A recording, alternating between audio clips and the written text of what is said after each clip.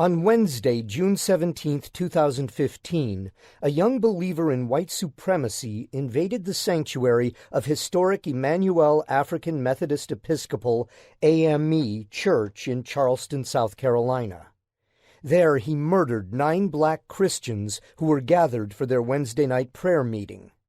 When the killer entered the church, he was welcomed by the church members, and he sat with them for more than an hour before he pulled out his gun and shot them dead at the prayer table.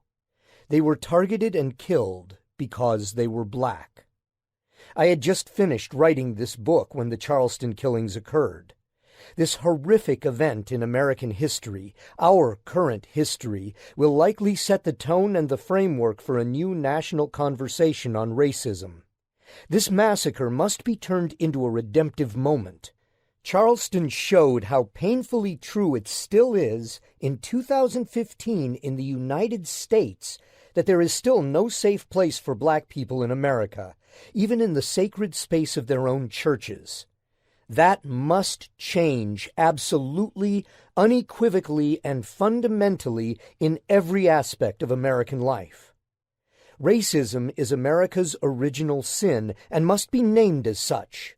Sometimes it expresses itself explicitly and overtly, with the Charleston murders being perhaps the most extreme example in decades. But racism lingers far more pervasively in implicit and covert ways in American institutions and culture, in often unconscious attitudes, and in the very structures of our society. The horror at and rejection of Dylann Roof's extreme act of white supremacy was undoubtedly sincere, uniting South Carolinians of all races. But as I write this, it remains to be seen if this racial atrocity will awaken the soul of white America and create a multiracial commitment to ending the lingering sins of systemic racism. Will the continuing racial injustice in America be more forthrightly addressed by all of us? That will be the moral test of white America's soul. If we are willing to go deeper, we will see that white privilege is the legacy of white supremacy. White privilege is the assumption of racial entitlement and the normality of whiteness, something that most of those of us who are white still fail to recognize or resist.